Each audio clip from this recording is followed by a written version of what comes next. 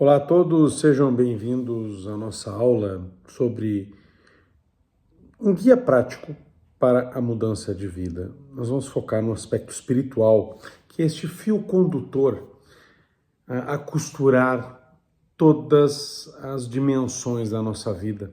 Nós não podemos ter uma vida fragmentada, precisamos desfragmentar a vida.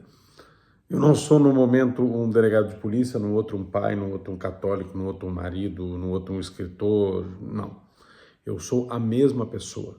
Evidentemente, eu tenho determinadas ênfases conforme as circunstâncias se apresentam, mas eu não deixo de ser quem eu sou, eu não posso ser um esquizofrênico prático. E aquilo que impede essa fragmentação é justamente um fio condutor, que é o conjunto daqueles valores mais importantes. Ora, o católico sabe, não simplesmente ele tem a vida espiritual como o conjunto dos valores mais importantes, mas ele sabe que esse conjunto de valores mais importantes é a vida espiritual, e uma vida espiritual retamente ordenada conforme a vontade de Deus, conforme a vontade de Cristo.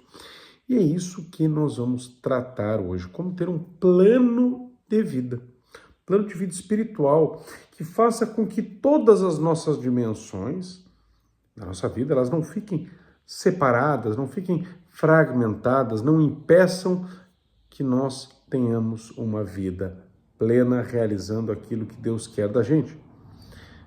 Eu quero ensiná-los nessa aula a construir um programa de vida, um método utilizado por muitos grupos, por muitos movimentos, por muitas espiritualidades católicas para o crescimento espiritual de vocês.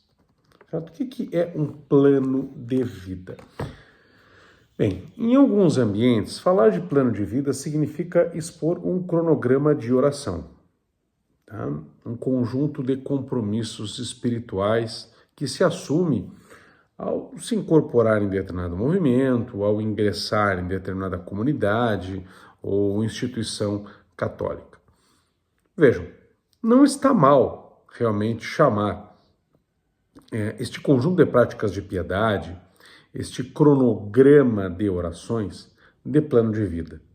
Realmente é um plano, realmente é um mapa para bem viver a nossa vida. Se nós estamos falando de vida espiritual, eu vou fazer uma meditação de 15 minutos, vou ler o evangelho do dia, vou à missa diariamente, vou rezar o texto diariamente e coloco isso no papel, ou eu já assumo determinados compromissos de vida espiritual, porque o próprio movimento, grupo, instituição que eu ingresso já me apresenta, não deixa de ser um plano de vida realmente.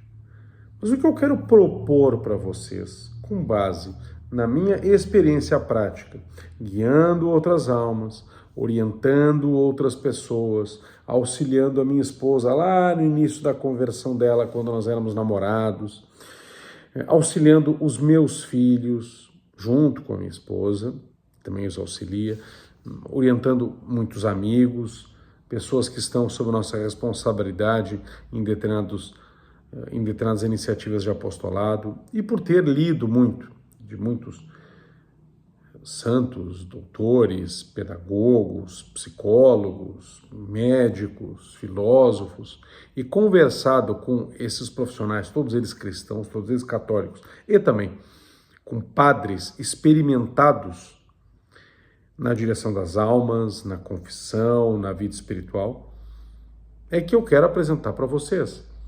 Não um método que eu criei, porque eu não o criei, mas um método que eu reputo o mais adequado para a generalidade das almas, que são leigas.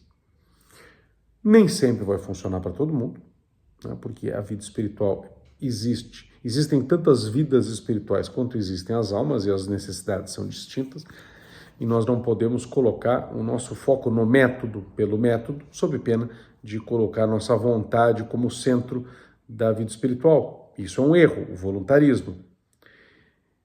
Evidentemente que a vontade tem o seu papel, que é a capacidade da alma humana de submissa à inteligência, fazer eleições, e a inteligência é a capacidade da alma humana de apreender a realidade e emitir juízos acerca dessa realidade. Portanto, a inteligência se alimenta da verdade, enquanto a vontade se alimenta do bem. Claro que a vontade é importante na vida espiritual, na construção de um plano de vida espiritual, numa vida de oração decente, mas ela não pode ser o centro, ela não é nem o início da vida espiritual e do relacionamento com Deus e do processo de salvação. Isso é uma heresia, inclusive, chamado semipelagianismo.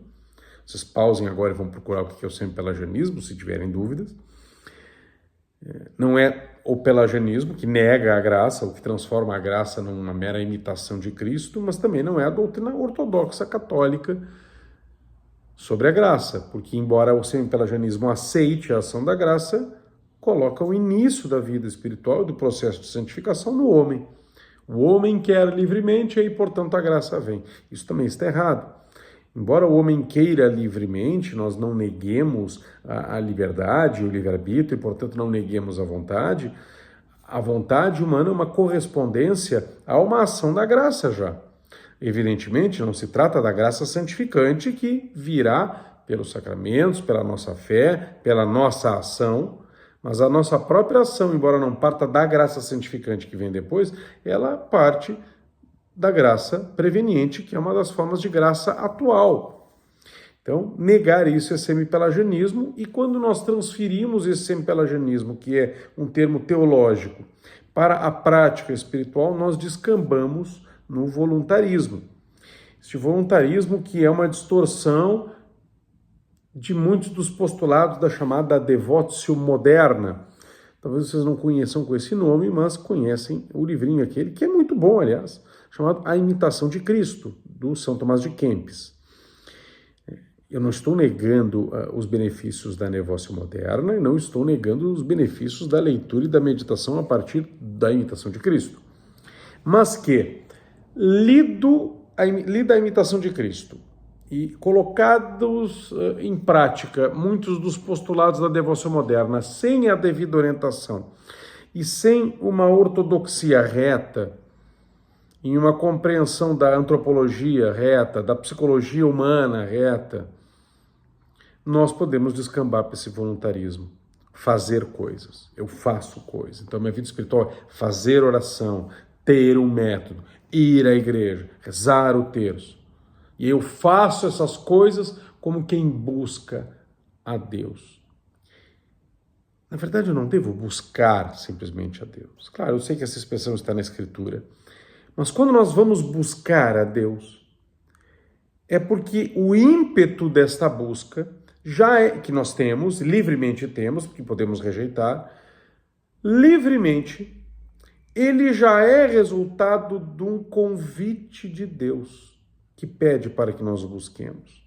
Então, portanto, o início, não somente do processo de santificação, de justificação, de salvação, parte de Deus, e isso, então, já condena o semipelagianismo, como na vida espiritual individual,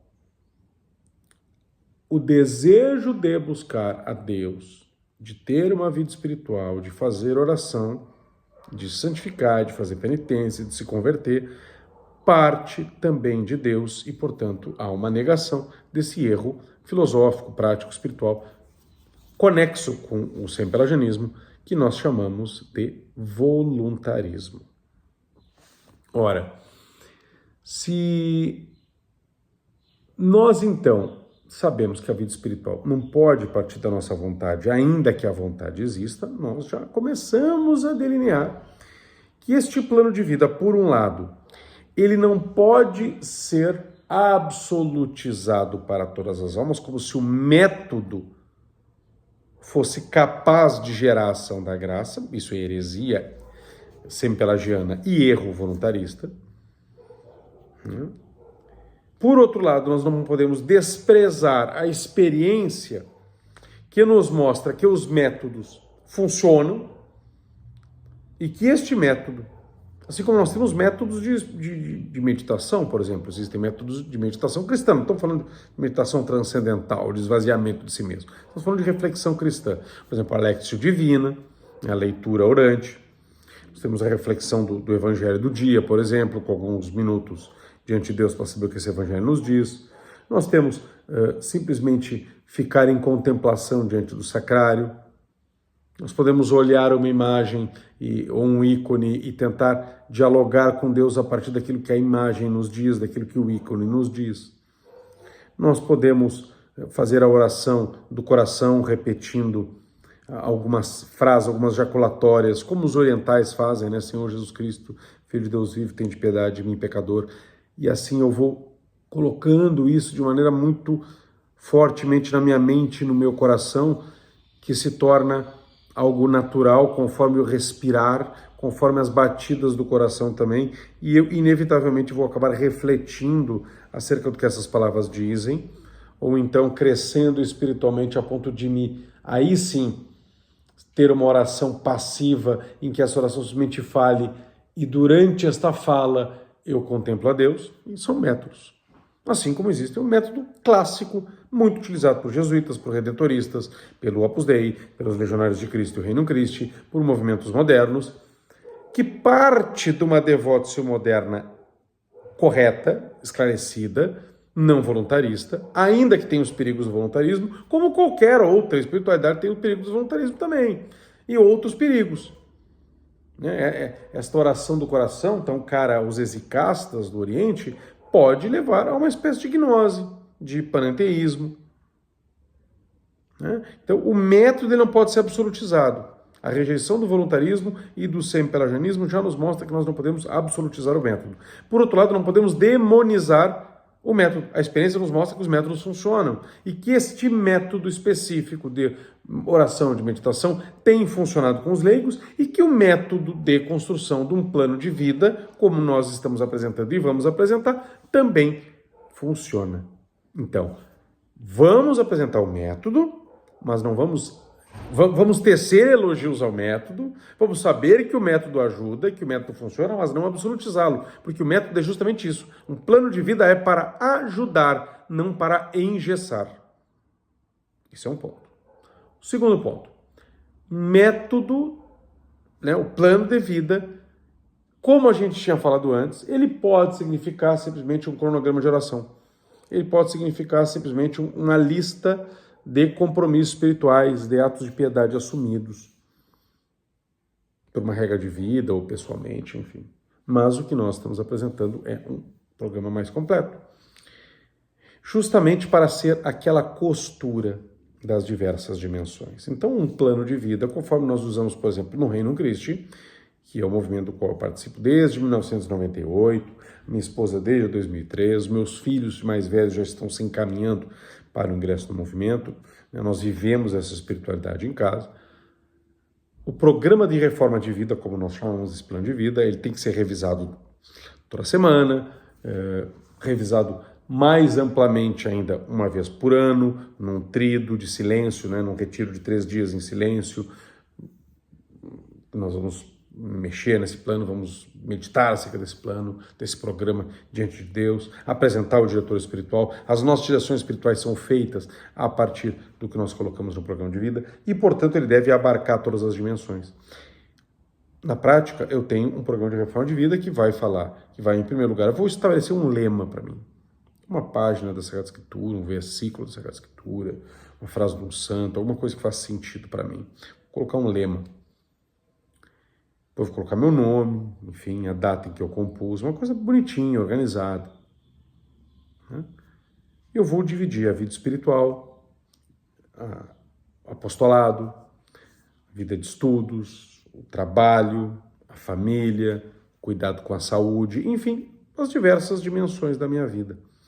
E em cada uma dessas sessões, eu vou colocar um objetivo e meios para alcançar esses objetivos. Certo? O cronograma de orações está dentro do plano de vida. Os atos de piedade estão dentro do plano de vida, na parte da vida espiritual. Vamos tratar mais disso logo a seguir. Um outro ponto importantíssimo sobre o plano de vida diz respeito há uma dupla característica. Ora, cada um de nós é uma alma com necessidades diferentes, com uma história diferente, com uma formação diferente. Nós não podemos receitar o remédio da mesma forma para todas as pessoas. As pessoas, até mesmo, pode ser o mesmo remédio, mas o mesmo remédio para pessoas com pesos diferentes e com doenças diferentes, ele deve ser prescrito de outra forma. Um remédio que sirva para vários tipos de doenças existem, mas para uma doença X, ele vai ser receitado, vai ser prescrito de uma forma, e para uma pessoa Y que tem outra doença, vai ser prescrito de outra forma. Para duas pessoas que têm a mesma doença e, portanto, vão usar o mesmo remédio, pode ser que elas utilizem a mesma posologia, a mesma prescrição.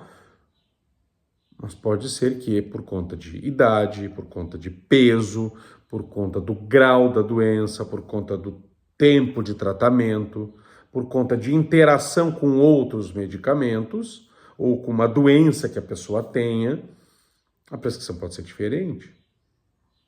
Digamos que a pessoa tem um problema no rim e aquele remédio, embora seja absolutamente necessário para curar uma outra doença, acabe desencadeando o problema no rim, ela tem que tomar uma dose mais baixa, mesmo sendo a mesma doença de uma pessoa que vai tomar com uma dose mais alta. Então vocês veem que o remédio tem que ser aplicado conforme a circunstância da pessoa, porque são doenças diferentes, porque têm interações diferentes, porque têm necessidades diferentes. Ou pode ser um outro remédio, inclusive. O plano de vida é a mesma coisa. Ele tem que se adaptar às circunstâncias de cada um. Não existe um plano de vida para todo mundo, a não ser que nós estejamos falando de um grupo específico em que esse plano de vida também seja simplesmente uma descrição de determinadas orações a que esse grupo se compromete. Né? E aí, obviamente, mas eu não quero rezar isso, então não te compromete com esse grupo. Mas se nós estamos falando de um plano de vida mais completo, evidentemente, ele vai se adaptar a cada um. Mesmo eu e minha esposa, vivendo a mesma espiritualidade, na mesma cidade, tendo um grau de vida espiritual semelhante, com uma formação semelhante, nós temos planos de vida diferentes.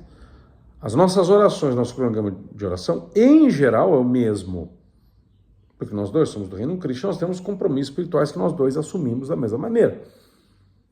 Mas ela tem, além desses compromissos espirituais, outras orações que ela faz e eu não faço. Outras devoções que ela tem e eu não tenho. E eu tenho algumas orações, algumas devoções que eu tenho e ela não tem. Além disso, nos demais aspectos desse plano de vida, nós agimos de modo diferente. As necessidades dela em relação à família, os objetivos, os meios, são diferentes dos meus. Os intelectuais, as virtudes que ela tem que buscar, os vícios contra os quais ela tem que lutar e o modo como esses vícios se manifestam e os meios para atingir as virtudes contrárias a esses vícios que ela identifica nela, são diferentes dos meus. Então nós já vemos que o plano de vida tem que ser individual. E nós resumimos essa individualização do plano de vida dizendo que ele precisa ser exigente e realista. Por que exigente? Para que me transforme. Não adianta eu fazer um plano de vida que seja facilmente cumprido, porque não vai me custar. Isso não vai gerar transformação, não vai gerar uma resposta adequada à graça. A graça, embora o fardo de Cristo seja suave, embora o jugo seja leve, a graça não é barata. Ela custou o sangue de Cristo. Por outro lado, não pode ser simplesmente exigente. Ele precisa ser realista. Eu tenho que ser capaz de cumpri-lo. Um programa que seja altamente exigente, que peça com que eu reze, por exemplo, 150 salmos diários cantados em gregoriano às 3 da madrugada, para um pai de família que é delegado de polícia e que tem compromisso cedo da manhã, é impossível. Embora seja altamente exigente, ele não é realista. Já rezar uma Ave Maria por semana é bem realista, mas não é exigente. Então, se antes eu tinha falado que o fardo é leve, o jugo é suave, mas a graça não é barata, agora vamos inverter. Tem o mesmo significado, mas a ênfase é outra. A graça não é barata, mas o jugo é suave e o fardo é leve. Então, exigente e realista.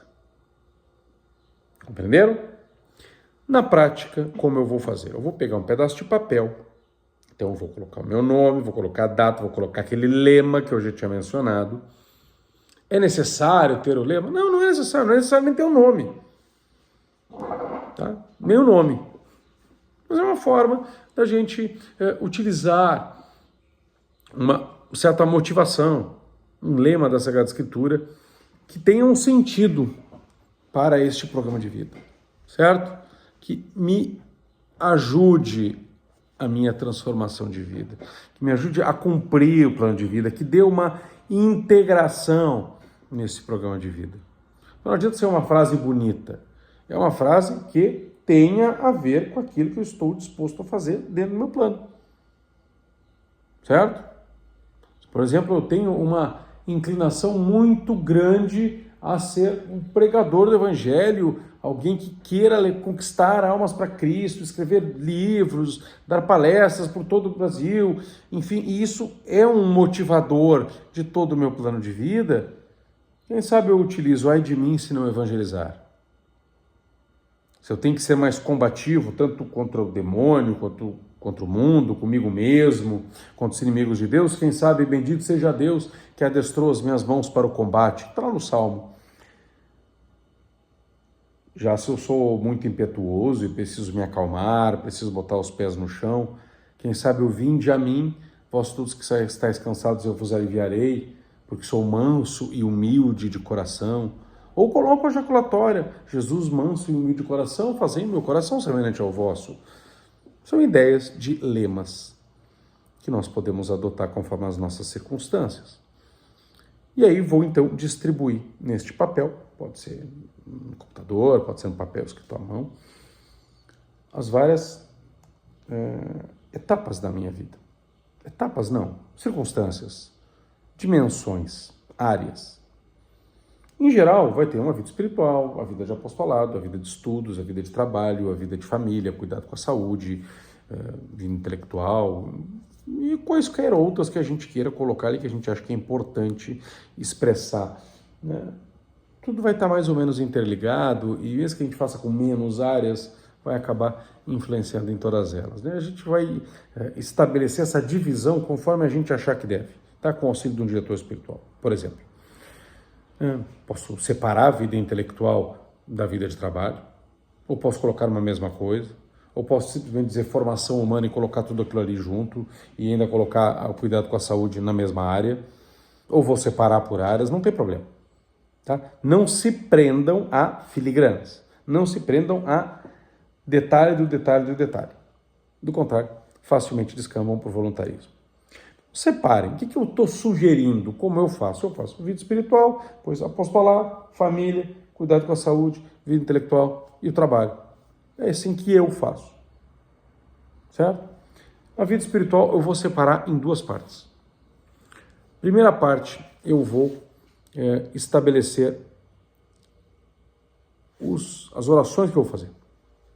Sejam aqueles compromissos que eu assumi porque pertenço a um grupo que já tem essa lista, algum movimento, enfim, alguma instituição que já tem essa lista que eu tenho que fazer, uma regra de vida, eu incorporo ali. Coloco também algumas outras orações que eu gosto, que eu queira, que eu entendo que são importantes para mim. Algumas são periódicas, então eu vou colocar ali, por exemplo, né? Diariamente, oferecimento de obras, meditação por 15 minutos, leitura e reflexão do Evangelho do dia por 10 minutos. Vou colocar os horários, inclusive, não somente o tempo, o horário. Essa vai ser de manhã, essa vai ser de tarde. Se alguma eu não conseguir colocar num horário, porque o meu dia é muito corrido, eu vou dizer, vou tentar fazer em tal período. Vou colocando visita eucarística, visita ao Santíssimo, ou missa, ou terço, um exame de consciência à noite durante tanto tempo. Vou rezar todos os sábados a ladainha de Nossa Senhora. Nos dias dedicados a São José ou nas quartas-feiras que a igreja lembra de São José, vou rezar a ladainha de São José. Vou rezar a liturgia das horas. Eu vou fazer uma visita ao Santíssimo nas quintas-feiras durante 1 hora, 2 horas. em honra da Eucaristia. Ou seja, eu vou colocar as práticas de piedade, jejuns, penitências, tá? Devoções, novenas, uma novena preparação para o Natal, uma novena preparação para Pentecostes. Vou colocar isso no plano de vida. Ou vou colocar aquelas que eu faço todos os dias e vou dizer, um retiro por ano, de 3 dias, um retiro por mês de algumas horas. Ou sempre que for antes de uma festa importante procurar fazer uma novena. Ou seja, eu vou colocar coisas obrigatórias, coisas facultativas, coisas que são diárias, coisas que são semanais, mensais, periódicas, enfim, conforme eu achar que eu devo. Realista e exigente. Depois, ainda na parte espiritual, vou identificar os meus vícios dominantes. Alguns falam que cada um tem um vício dominante. Bom, pode ser dos pecados capitais, pode ser de qualquer outra lista. No Reino Christi, os padres que me orientaram sempre nos disseram para a gente procurar separar as grandes tendências do homem em duas. Um grande grupo de sensualidade e um grande grupo de soberba. E todos os pecados estão incluídos ali nesses 2 grandes grupos. Sensualidade não é só coisas contra a pureza sexual. Então, sensualidade vai abarcar tanto a impureza sexual quanto a gula, né? Porque eu estou vendo de sentidos. Isso é sensualidade, vem de sentidos. A minha preguiça. Então eu vou ver ali qual é o meu vício dominante na área da sensualidade. Tá? E depois eu vou ver na soberba. É a ira, é o orgulho, é a dificuldade de aceitar o perdão, é a dificuldade de conceder o perdão, a dificuldade de pedir perdão. Qual é meu vício dominante na área da soberba? Então vou escrever o meu vício dominante na área da sensualidade, tal. E eu vou colocar modos pelos quais esse vício dominante na área da sensualidade se manifesta. Então, por exemplo, se é a preguiça, dificuldade de obedecer ordens que são dadas, fico na cama até mais tarde, aperto no soneca no celular várias vezes. Vou colocar ali o que acontece na prática na minha vida para manifestar este vício dominante. O que é o vício dominante? Aquele que mais importa. Mas eu tenho isso, aquilo outro. Tá, mas qual é o principal? Porque eu tenho gula, porque eu tenho, na área da sensualidade, eu tenho gula, eu tenho impureza sexual, eu tenho preguiça. Tá, identifica qual é aquele que leva aos outros. Tá? Aquele que é o principal, que é o que desencadeia todos os outros. É a sensualidade, é a impureza sexual que te leva à preguiça? Ou é a preguiça que te leva à impureza sexual? Entendeu? Ele descreve e os modos como ele se manifesta. Depois procura a virtude contrária. Por exemplo, se é preguiça, o que é a virtude contrária à preguiça? A determinação? Militância? Escreve ali. Não interessa tanto o nome, interessa a essência. E ele diz o que tu queres com ela, o objetivo ao alcançar tal virtude contrária. Então, quero vencer no caso da soberba, a mesma coisa. Então, digamos que é a ira. Quero vencer a ira a ponto de ser uma pessoa mais mansa. Esse é o objetivo. Quais são os meios agora? Contar até 10 quando ficar com raiva. Procurar fugir de ocasiões onde vai ter uma discussão mais acalorada e que eu não saiba me controlar. Né? No caso da preguiça, levantar na cama imediatamente. Dormir mais cedo. Ajustar minha alimentação para que eu não tenha tanta preguiça. Fazer uma atividade física que me desperte mais. Enfim, vou colocar meios. Não adianta o objetivo você colocar meios.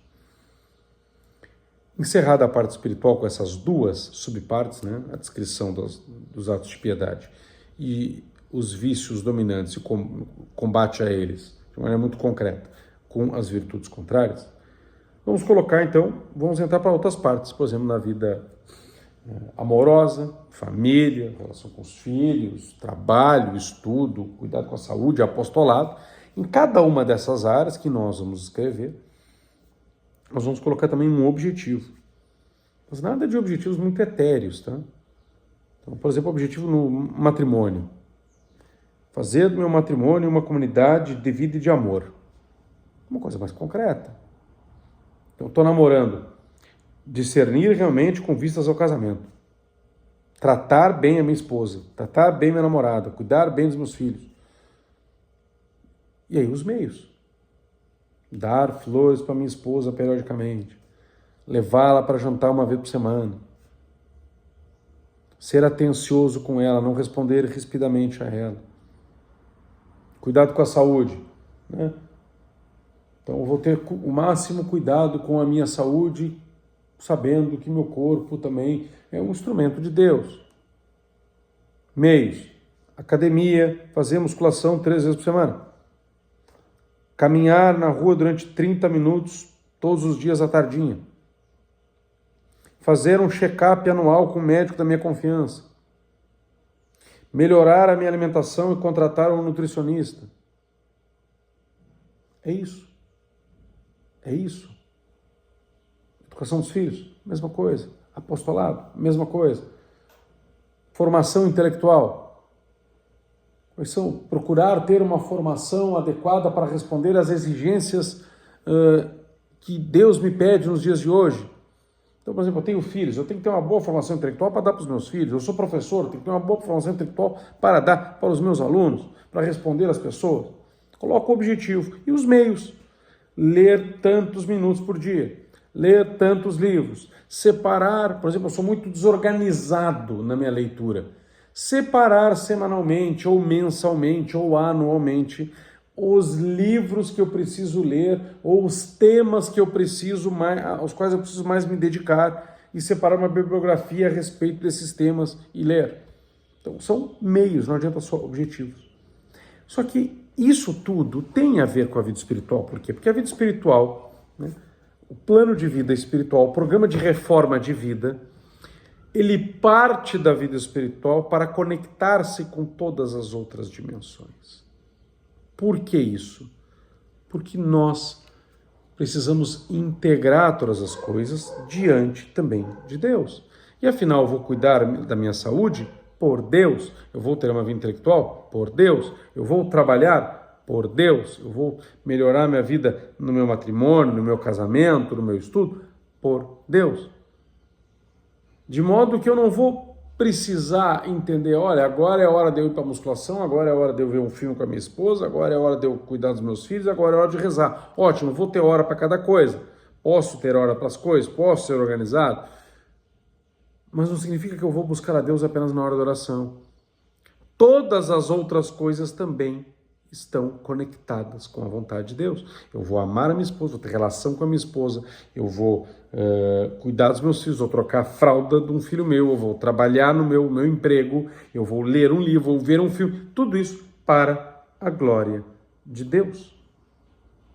A coisa parece muito complexa, mas quando nós reduzimos isso a um plano, sabendo que nós não podemos ceder ao voluntarismo, então, portanto, partir da primazia da graça e contemplar neste plano sempre a oração e, sobretudo, os sacramentos, que são os meios ordinários da graça de Deus, canais da graça de Deus, nós vamos, inclusive só pelo fato de ter esse plano e cumpri-lo, enxergar as coisas de uma maneira desfragmentada. Vejam, não é apenas uma conclusão teórica de que a vida deve ser desfragmentada e de que as diversas dimensões devem estar unidas no que nós chamamos de formação integral, mas com um plano de vida bem feitinho, bem elaborado e executado, não somente nós vamos saber que nós não podemos fragmentar nossa vida, mas nós vamos agir de maneira desfragmentada e isso vai contribuir para nossa santidade, para nossa santificação, para o agrado a Deus em todas as áreas da nossa vida, ao rezar o terço, ao ver um filme, ao preparar uma comida, ao fazer um churrasco aqui na minha parrilla, na minha churrasqueira. Hoje, então, descobriste um método prático, que é este programa de reforma de vida, este plano de vida, né? Que pode ser a chave para a transformação que tantos de vocês desejam, tantos de vocês me pedem nas caixinhas do Instagram ou às vezes no WhatsApp, para quem tem WhatsApp, por e-mail. É um plano de vida. Como fazer esse plano de vida? Esse plano de vida é o primeiro passo. Tá? Ele não é escrever o plano de vida e ter um plano de vida, não é a resolução dos problemas, ele é o primeiro passo. Agora, então, tem que se tomar uma decisão de redigir esse plano de vida, de aplicar tudo isso que eu ensinei. Nem tenha que voltar ao vídeo e assistir várias vezes, né? O que vai te auxiliar a elaborar esse plano de vida com mais maestria, com mais precisão, com mais delicadeza. Por quê? Porque num bom plano de vida, para que ele seja exigente, realista, para que ele fuja do voluntarismo, tu tens que, em primeiro lugar, ter uma boa formação espiritual também.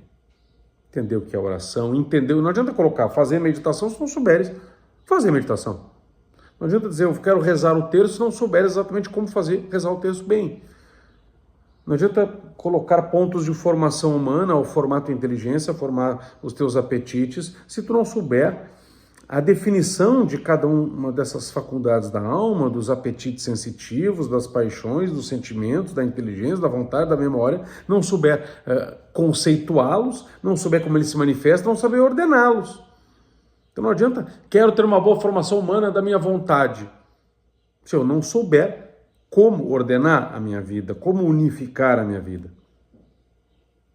Então, para a construção de um plano de vida, tem que ter formação espiritual, formação humana, formação da vontade, formação dos apetites, formação doutrinária, para não errares ali, para não colocar um absurdo no teu plano de vida.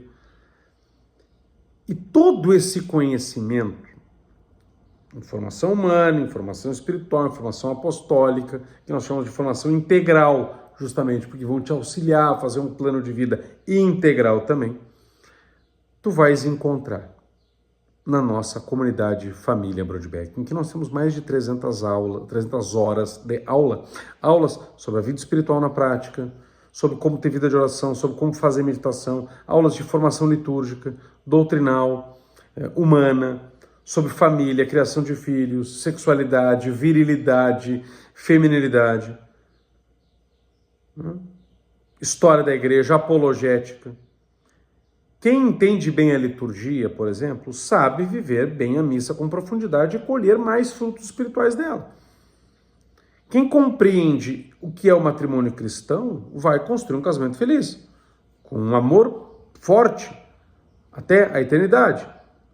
Quem sabe, por exemplo, sobre teologia patrística, sobre patrologia, que é tema que nós tratamos também na comunidade Família Brodbeck, nunca vai ficar gago diante de um protestante, mas vai poder conduzir esse protestante, esse evangélico, até a verdadeira fé católica, a plenitude da fé cristã que está na igreja. Quem conhece realmente a doutrina católica, ensina os seus próprios filhos, educa, catequiza, e não os vai ver arrastados pelas ideologias quando chegarem à juventude ou à idade adulta. O conhecimento, meus caros, assim como nós vimos agora falando do plano de vida, ele não está descolado da nossa vida prática. Quem sabe mais, não por vã curiosidade, mas um saber realmente de busca de sabedoria, vive melhor. O conhecimento que tu vais encontrar na comunidade Família Brodbeck é prático e concreto. Não deixe, então, passar a vida sem um propósito. É hora de agir, de fazer um plano de vida e de contar com a nossa ajuda para elaborá-lo. É hora de buscar a transformação que tu desejas. Como no plano de vida não adianta ter um objetivo, tem que ter meios. E um dos meios é assinar a comunidade Família Brodbeck. Não tem apenas um objetivo alto, etéreo, mas nada concreto. Seja concreto. A hora de agir é agora. Busca a transformação que tu desejas. Clica no link que está abaixo, em algum lugar aqui dessa tela, e junta-te a nós. Vem fazer parte da Família Brodbeck. Esse é o nome da comunidade. Para que tu sejas parte da nossa família, de certa forma. Receber a formação que eu e minha esposa recebemos e que continuamos a dar aos nossos filhos. E agora queremos dar para ti também. A tua nova vida cristã, a tua nova vida espiritual começa agora. Eu te espero lá.